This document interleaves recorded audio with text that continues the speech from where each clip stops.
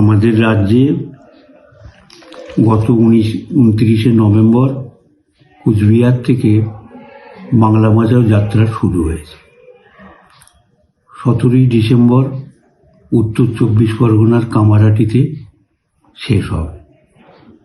এর সঙ্গে সামঞ্জস্য রেখে আমাদের জেলাতেও আমাদের গ্রাম পঞ্চায়েত এবং ওয়ার্ড ভিত্তিতে কিংবা একাধিক জিপি এবং ওয়ার্ডকে যুক্ত করে আমাদের জেলাতেও বাংলা বাঁচাও যাত্রা শুরু হয়েছে এবং আমাদের জেলায় কেন্দ্রীয়ভাবে 6টা এই বাংলা বাঁচাও যাত্রা হবে, সব বিধানসভাকে কেন্দ্র করে যুক্ত করে। আমাদের বাংলা বাঁচাও যাত্রার যা আমাদের রাজ্যের যা দাবি, আমাদের জেলাও তার বাইরে না। দেখা যাচ্ছে কি যে শ্রমজীবী মানুষ এবং শ্রমিক শ্রেণীর উপরে আক্রমণ এসেছে, বিক্রি করে দেওয়া হচ্ছে। রাজ্য এবং কেন্দ্রীয় সরকার তার সংস্থাকে বিক্রি করে দিয়ে শ্রমিকদের জীবন জীবিকার উপরে আঘাত আনছে। আমাদের জেলাতে বার্ন স্ট্যান্ডার্ড, হুগলি ডক, সাঁতরাগাছিতে গভর্নমেন্ট প্রেস, নিস্কো, এসব কারখানা কেন্দ্র এবং রাজ্য সরকার তারা বন্ধ করেছে। আমাদের এলাকাতেই ডেল্টা জুট মিল, কানুরিয়া বন্ধ অনেক দিন আগে থেকেই, হাওড়া জুট মিল সম্প্রতি বন্ধ হয়েছে। এবং দেখা যাচ্ছে সমস্ত শিল্পে, বিশেষ করে আমাদের জেলায় সোনা, রূপো, ইমিটেশন গয়না, দর্জি, জরি, সমস্ত কুটির শিল্প আক্রান্ত। একটা পরিযায়ী শ্রমিক তারা আমাদের বাংলা ছেড়ে অন্য জায়গায় তারা কাজে যাচ্ছে, বিভিন্ন জায়গায়, দিল্লি, বোম্বাই, হায়দ্রাবাদ, তামিলনাড়ু, কেরালা, বিভিন্ন জায়গায়। এবং এই যে কোনো রকমভাবে কেন্দ্রীয় সরকার কিংবা রাজ্য সরকার এই পরিযায়ী শ্রমিকদের ক্ষেত্রেও কোনো রকম ইতিবাচক ভূমিকা পালন করছে না। রাজ্য সরকার জানিয়েছে 31,000 লোককে তারা কাজ দিয়েছে, 500 করে টাকা দিয়েছে, অথচ সংখ্যা হচ্ছে 22,000। এই লাখ কিংবা 22 একটু ভুল হতে পারে, কিন্তু তারা এই কথা বলে যাচ্ছেন।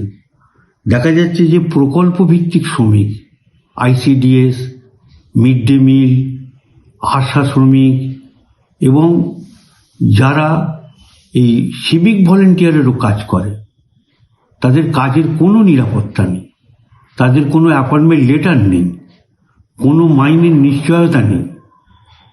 যুব সমাজের তাদের যৌবনকে কেড়ে নিচ্ছে দুটো সরকার, তাদের কোনো সরকারি স্বীকৃতি পর্যন্ত প্রায় নেই। এই অবস্থায় শ্রমিক শ্রেণী এবং শ্রমজীবী মানুষের উপরে আঘাত এসেছে। আমাদের কৃষকদের উৎপাদন যা করতে হয় ফসল, তার জন্য যা সামগ্রী লাগে সবের দাম বেড়েছে।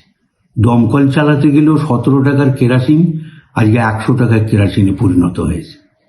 সমস্ত বীজ সারের দাম বেড়েছে, অথচ স্বামীনাথন কমিশনের রিপোর্টে বলা হয়েছিল লাগু করবে বিজেপি, তার নির্বাচনী ইশতেহারে বলেছিল। তৃণমূলের সরকার সেও বলেছিল কৃষক স্বার্থে তারা কাজ করবে, অথচ দেখা যাচ্ছে যা কৃষকরা ফসলের ন্যায্য দাম পাচ্ছে না। আলু উদয়নারায়ণপুরে ফেলে দিতে হচ্ছে এবং বিভিন্ন জায়গায় যদি কৃষকরা ফসলের বিক্রি করতে যাচ্ছে, ধান ফোড়ে মারফত বিক্রি, সেখানেও 9 কেজি 6 কেজি করে বলন দিতে হচ্ছে।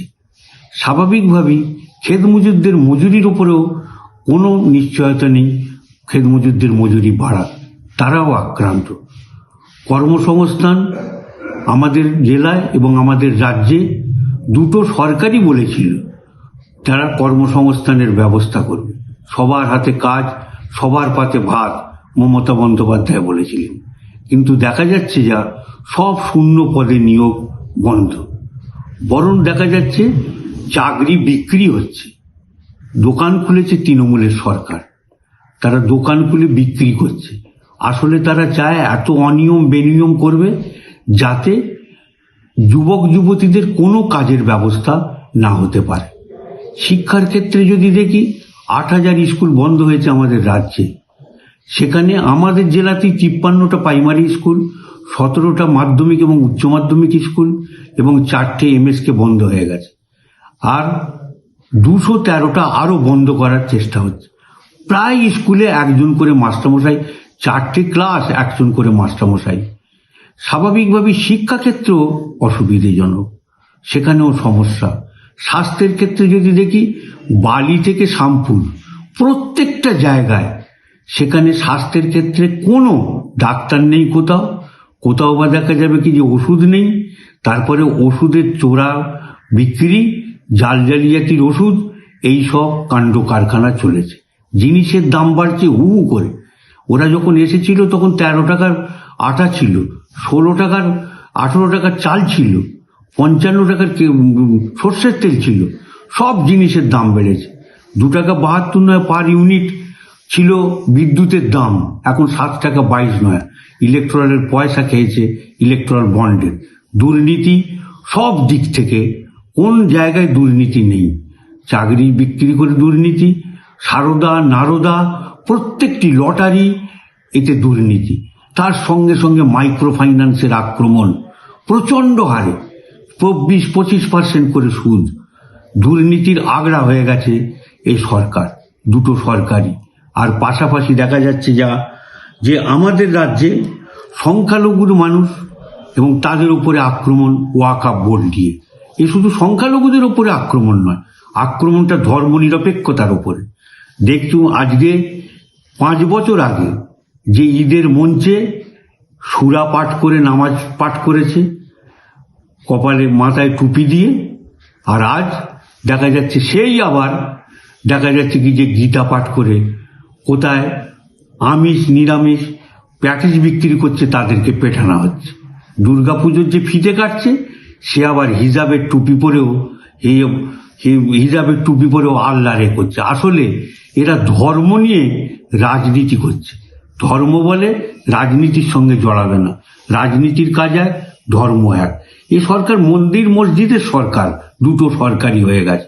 জিনিসের দাম বাড়া, কর্মসংস্থান, কলকারখানা করা, শিক্ষার ব্যবস্থা করা, চাকরির ব্যবস্থা করা, এসব কাজ তারা করছে না। শুধু নয়, তারা মানুষের উপরে এই বিষয়ে আক্রমণ এনেছে। তাই বাংলা যদি বাঁচাতে হয়, তাহলে পরে আমাদের খুবই প্রয়োজন হচ্ছে মানুষের মধ্যে ঐক্য প্রতিষ্ঠা করা, এবং তার পাশাপাশি কৃষি, শিল্প, শিক্ষা, স্বাস্থ্য, সেটাকে বাঁচানো। আর দুর্নীতি মুক্ত একটা প্রশাসন দরকার, তবেই বাংলা বাঁচতে পারে। সেই কাজের জন্যই আমরা বাংলা বাঁচাও যাত্রা করছি, মানুষকে সংগঠিত করে। এই দুই শক্তির যে কার্যকলাপ, বিজেপি এবং তৃণমূলের যে কার্যকলাপ, মানুষের বিরুদ্ধে যে আক্রমণ, তার বিরুদ্ধে মানুষকে সংগঠিত করার জন্যই আমরা বাংলা বাঁচাও যাত্রা করছি। নিশ্চিতভাবে সব সাধারণ মানুষের কাছে অনুরোধ করব, তারা যাতে সাহায্য সহযোগিতা করেন, শুধু নয়, তারা যাতে এগিয়ে আসেন এই বাংলা বাঁচাও যাত্রা সফল করার জন্য।